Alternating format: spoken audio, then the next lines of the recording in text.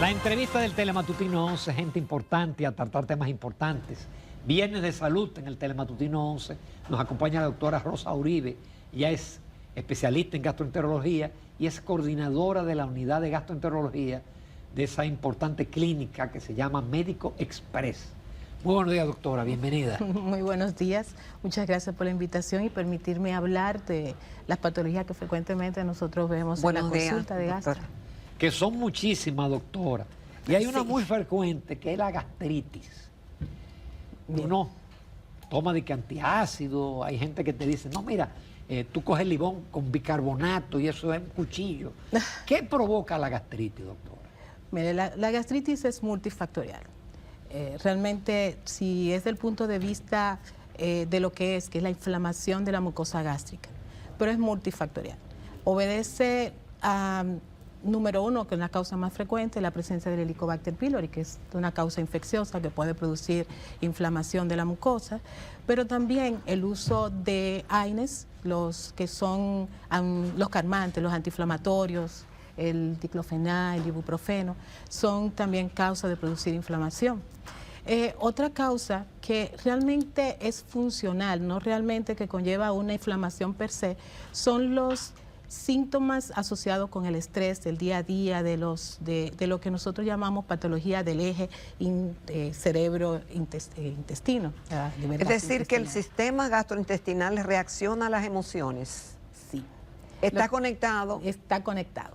Y afecta, es decir, cuando uno está como decimos, nervioso, ansioso o depresivo, preocupado, todo eso incide en el sistema. Sí, afecta, pero de una manera funcional, no realmente orgánica. Déjeme explicarle.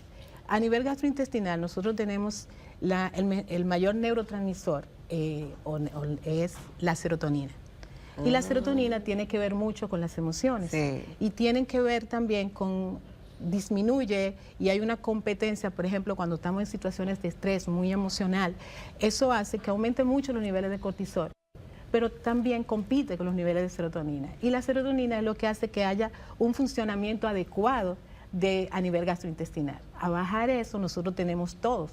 Todos nosotros hemos sentido que vamos a un examen o estamos en una situación y tenemos una sensación en el estómago. Sí. Nos da diarrea o mucha gente le da estreñimiento o se nos para la comida en el estómago. O sea, hay una serie de cosas que nos producen. O cuando estamos muy emocionados, decimos, siento maripositas en el estómago. En el estómago. Ya. Entonces, todo eso está relacionado con estos cambios a nivel de los neurotransmisores que ahora mismo nosotros los conocemos. O sea, esto en los últimos años es parte de las nuevas conocimientos que tenemos a nivel gastrointestinal. Incluso hay una subespecialidad en gastroenterología que es la neurogastroenterología. Ya. Doctora, yo quería preguntarle algo. Obviamente que las comidas, lo que ingerimos, tiene mucho que ver cómo se comporta nuestro sistema digestivo gastrointestinal. Y yo estaba de viaje recientemente. En todos los países vemos que venden comidas en la calle. Sí. Entonces, que son manipuladas y que la gente a veces se da unos atracones y después a veces le va muy bien y a veces no le va tan bien. ¿Qué recomendaciones usted puede darnos a todos con ese tipo de comidas que venden en la calle, en nuestro país y fuera de aquí también? Eso es muy, muy frecuente. ¿Qué resulta? Las comidas se manipulan, sobre todo si son vegetales. Vamos a ver vegetales crudos, ensaladas crudas, ¿verdad? Es manipulable. Ustedes no saben cuál es el grado de higiene que tiene la persona que está manipulando. Entonces, es posible que a través de ellas ustedes se contaminen de ameba, se infecten de ameba, haya también posibilidad de una intoxicación alimentaria porque mantienen esa comida en la intemperie y eso favorece a que proliferen las bacterias. Pero ¿y ese cerdito asado que venden en la carretera, ahí con el humo de los vehículos, esos chicharrones que se ponen ahí? Doctora, ¿qué usted puede decir de eso y que es tan frecuente y consumido? Así como algunas frituras que uno ve ese aceite negro, pero la gente se come eso con un gusto tremendo. El impacto que tiene eso para el sistema digestivo, ¿eso está bien que se haga o hay que tener cuidado con esas cosas? Obviamente que hay que tener mucho cuidado, pero los pacientes son increíble. Una vez yo, cuando vaya a la consulta, dice, bueno, un gustazo, un trancazo, usted está en riesgo. Si usted va y come un chicharrón en la calle, donde está la contaminación, la manipulación, con la mano, las personas que van, que hablan encima del alimento, del producto, ¿no? Y usted se lo come, usted tiene un riesgo. Y el riesgo es que pueda tener una intoxicación alimentaria, que es lo menos porque es autolimitada, puede crear una ameba, que puede ser también muy complicado, y puede tener una afectación importante, porque no solamente eso, sino que usted no sabe cómo va a evolucionar. Doctora, y los que dicen de que cómetelo, enfoquen para acá, cómetelo, que al cuerpo hay que crearle anticuerpos, hay que hacerlo fuerte, dale duro y cómetelo de la calle para que se acostumbre y reaccione bien. Bueno, eso es un mito. Es un mito. No, pero hay personas que son más resistentes. No, obviamente que sí. Y habemos personas que comemos cualquier cosa y le cae. Hay personas que tienen un estómago de quinta categoría, doctora. Hay categorías. Pero para todo hay, ¿no? Porque hay personas que no se enferman de la gripe y hay otras personas que viven con gripe. Cada quien tiene una susceptibilidad, pero queremos probarlo. Queremos ser nosotros mismos conejillas de indio, de tener el riesgo de ir a comer un chicharrón para luego pasarlo mal. El sabor... Chicharrón es bueno, ojo, chicharrón es muy bueno, pero depende de dónde, obviamente. Dónde te lo comas, no de la casa. Claro que sí. No picado con la mano y bueno. No, es la forma en que lo preparan, la forma en que lo manipulan, la forma en que lo venden, es lo que nosotros tenemos que tomar en cuenta. Yeah. Doctora, usted es especialista en endoscopía y colonoscopía. Sí. ¿Qué es la endoscopía terapéutica?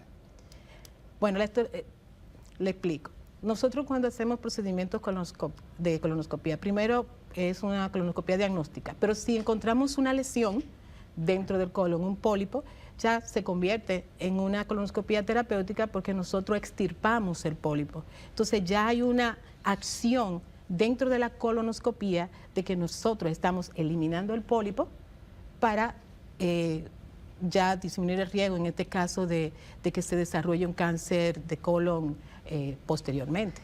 Doctora, hay muchas personas que dicen que el que busca... Encuentra. Que el que busca, encuentra. Y de hecho, hay muchas personas que no se hacen estudios. Algunas personas yo sé que estarán diciendo ahora mismo que es una colonoscopía y dicen que están hablando en chino, eso no es para mí. Explíquenos qué es una colonoscopía, para qué sirve y quiénes deben hacérsela. Por supuesto. Y la endoscopía también. Y la endoscopía, bien. Tanto la endoscopía y la colonoscopía son estudios endoscópicos. Son un tubo donde hay una cámara distal. Nosotros lo introducimos, si es en el caso de la endoscopía, la introducimos por la boca, pasamos hacia el esófago, estómago y la primera y segunda porción del intestino. La idea es detectar y buscar lesiones que estén provocando en ese paciente la sintomatología. Ahí podemos ver úlceras, pólipos, lesiones benignas y otras malignas. Aunque no tenga ningún síntoma, doctora. Es decir, hay que hacer una endoscopía aunque la persona no tenga ninguna sintomatología de esa que usted acaba de mencionar. En nuestro país, la incidencia de cáncer de gástrico no es tan alta. O sea, no hay una indicación de realizar endoscopía alta sin criterio, sin una sintomatología dada. No está establecido hacer tamizajes a nivel gástrico. Yeah. No. Ahora bien, la historia es diferente si se trata del colon. Porque en la colonoscopía nosotros hacemos los procedimientos de manera de tamizaje en pacientes sin síntomas cuando hay una serie de... ¿Qué tamizaje, doctor?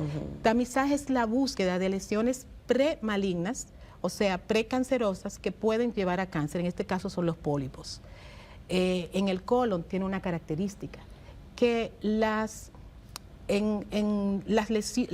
cáncer de colon nace de pólipos en la mayoría de los casos. Y el objetivo de nosotros es detectar esos pólipos antes que se conviertan en cáncer. Obviamente, la mayoría de los pólipos no se convierten en cáncer. Hay un grupo de pólipos que se convierten, depende de la histología que tienen, o sea, de qué tipo son, pero en el momento todos los pólipos se quitan, lo que son adenomas, se quitan precisamente porque tienen un riesgo de convertirse en cáncer de colon. Y esa es la importancia de hacer esos chequeos preventivos en el caso del colon. Ahora, doctora, hay un tema. Una colonoscopía es un estudio costoso que requiere una preparación previa y demás. Algunos seguros la cubren, otros no, pero a nivel de salud pública parecería que si tuviéramos políticas públicas definidas exactamente en el tema de salud, cualquier persona sin tener la presentación de un síntoma, sino como usted está diciendo, terapéutica y preventivamente, pudiera hacérsela, pero nuestro sistema no prevé eso. Realmente los seguros están muy abiertos, sobre todo porque es muy costo efectivo. Más vale detectar que tratar.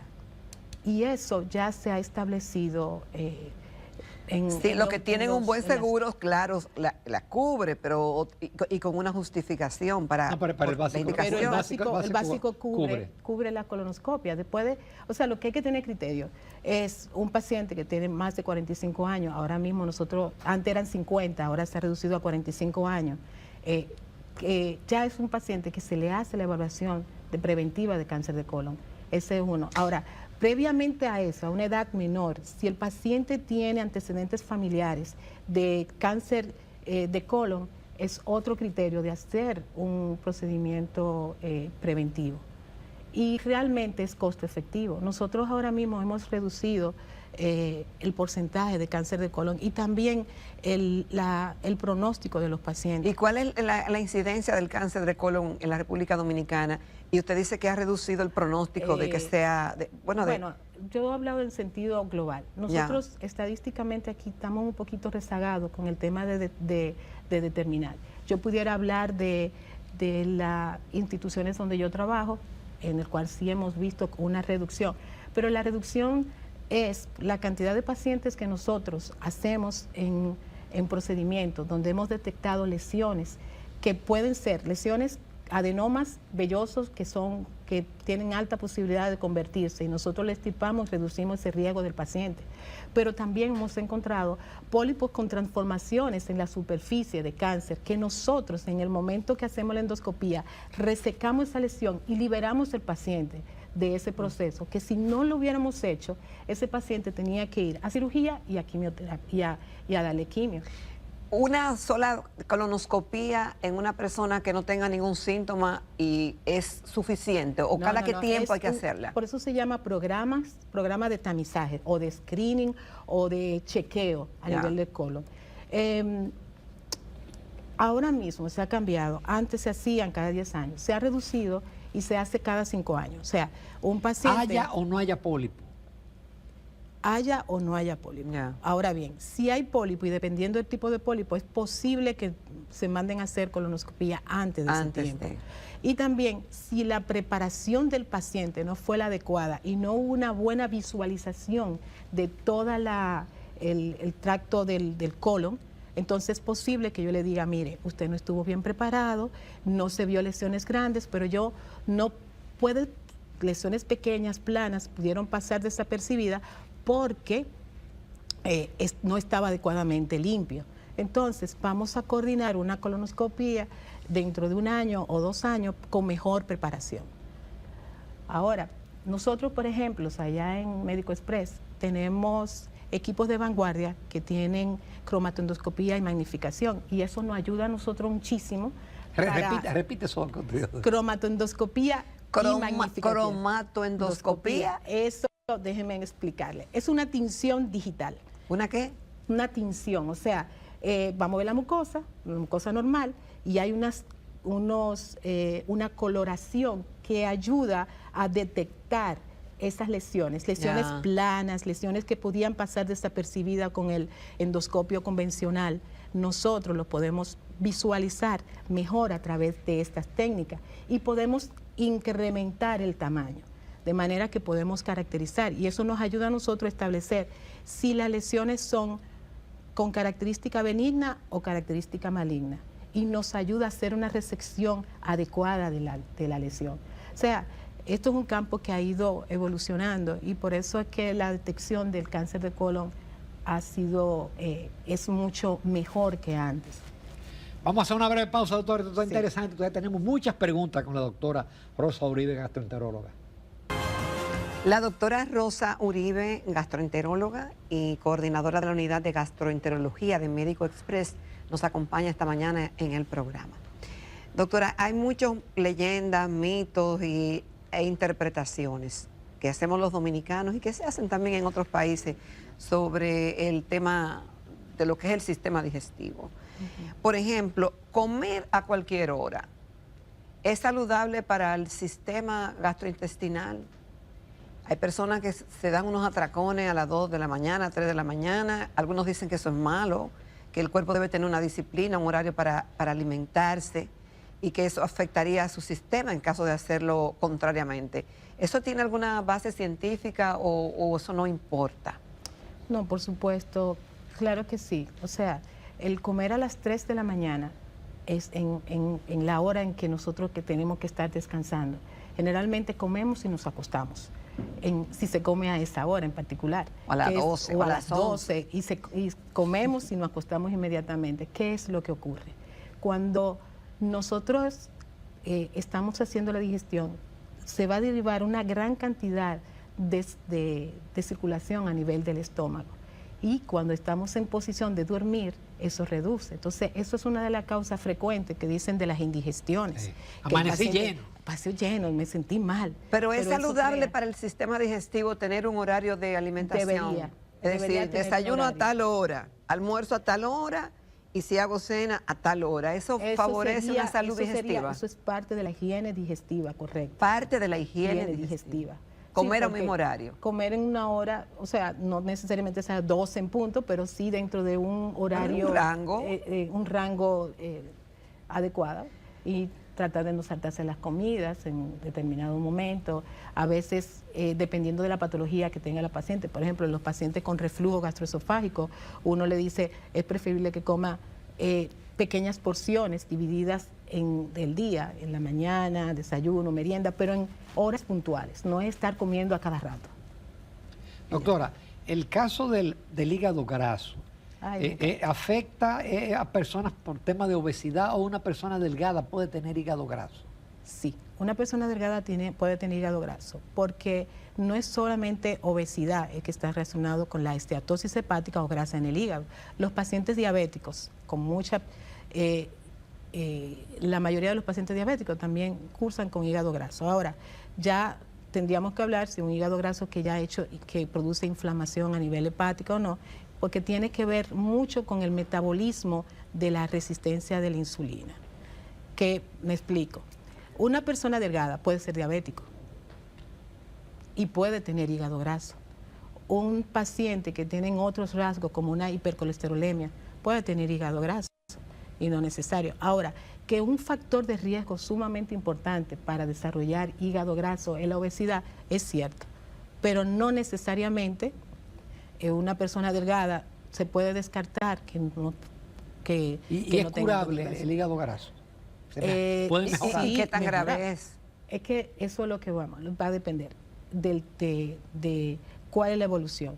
Por eso todo paciente con hígado graso debe ser evaluado por el gastroenterólogo.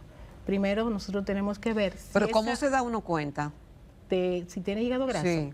Bueno, hay personas que tienen factores de riesgo para hacerlo. Por ejemplo, si yo veo a un paciente obeso en mi consulta, si yo veo a un paciente con diabetes o un paciente con hipercolesterolemia, o sea, con niveles de colesterol alto, ¿verdad? Es un paciente de riesgo.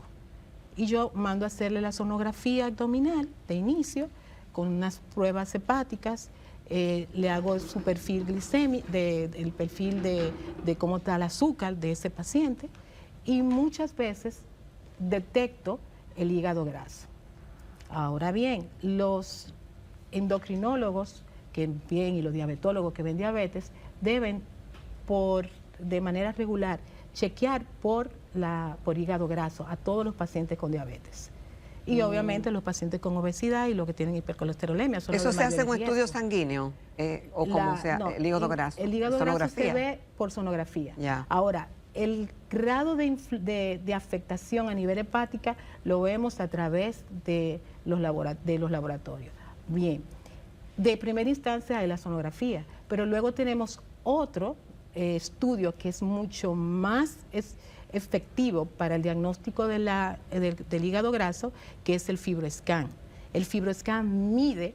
ese es otro equipo. Eso es otro equipo, pero es un equipo hecho para eso, para establecer el grado de infiltración grasa de la cantidad de grasa que hay en el hígado, pero lo más importante es que nos dice si esa grasa está predisponiendo a la fibrosis, que es el endurecimiento del hígado.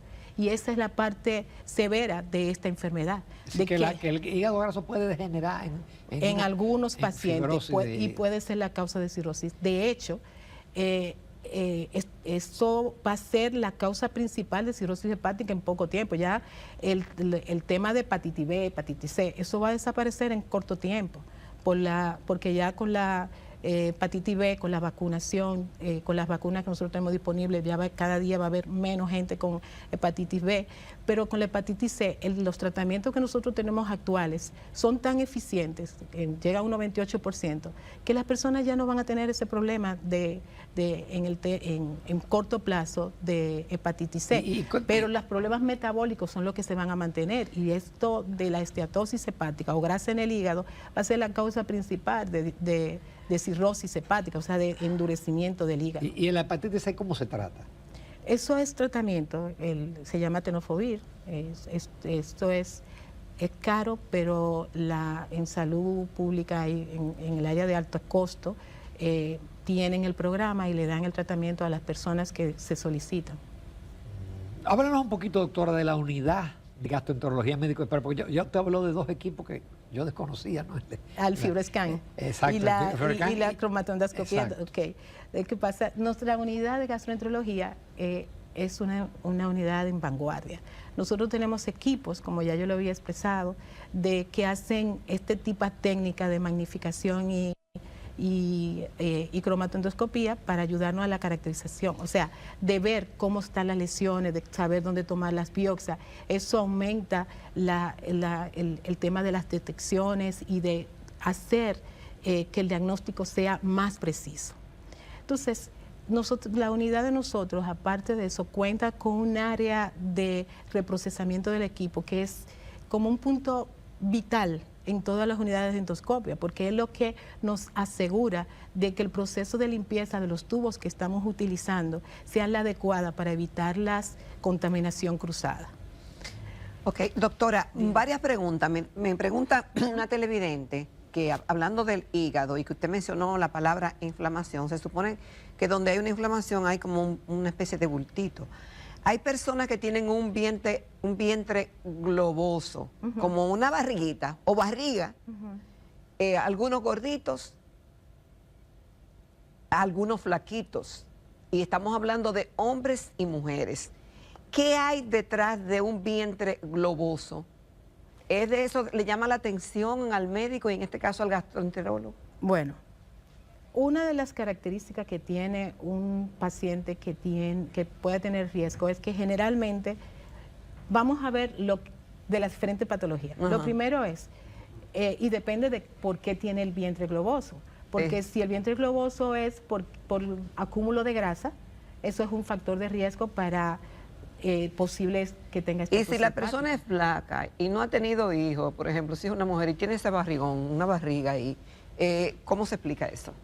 No, es que eso, el acúmulo de grasa no necesariamente. Hay personas que son delgadas y tienen acúmulo de grasa. Generalmente es grasa, eso no es. No. Lo que pasa es que, miren una cosa, hay pacientes que van a la consulta con el vientre distendido, pero es porque se distiende por gas, ya sea porque puedes tener un sobrecrecimiento bacteriano, porque pueden tener un síndrome de intestino irritable y el vientre se distiende, ¿verdad? Pero cuando uno lo palpa es timpánico y es aire. Ahora, hay un vientre que son para pacientes ya, por ejemplo, en el caso de una cirrosis hepática, que es líquido. Entonces, depende, la distensión del abdomen va a depender del contexto.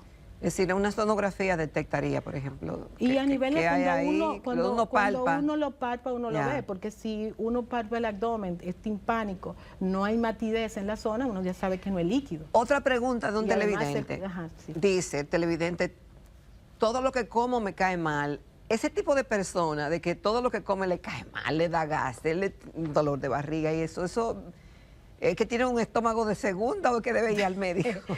No, obviamente. Tiene que ir al médico, pero nosotros tenemos que detectar, porque puede ser algo tan sencillo como una situación alimenticia, de que es intolerancia a la lactosa, de que hay ciertos alimentos que pueden provocar ese tipo de distensión. Hay otros pacientes que son un poquito más complicados y es una situación de las patologías que hemos hablado de cerebro-intestino. Otras pueden ser porque hay un sobrecrecimiento bacteriano, lo otro puede ser que hay una inflamación por una úlcera. O sea, es muy diversa las causas que pueden provocar la distensión y lo que se aconseja es que vayan y hagan su chequeo con un gastroenterólogo y nosotros podemos establecer las causas y darle el tratamiento adecuado. ¿Es cierto que un alto porcentaje de dominicanos padece de Helicobacter pylori? Sí. Es endémico, o sea, se ha establecido, es un estudio muy viejo ya, que el 70% de la población puede tener Helicobacter pylori. Eso es una bacteria. Eso es una En el bacteria que va en el estómago. va en el estómago, exacto. Ya. Y esa bacteria no produce síntomas a todo el mundo.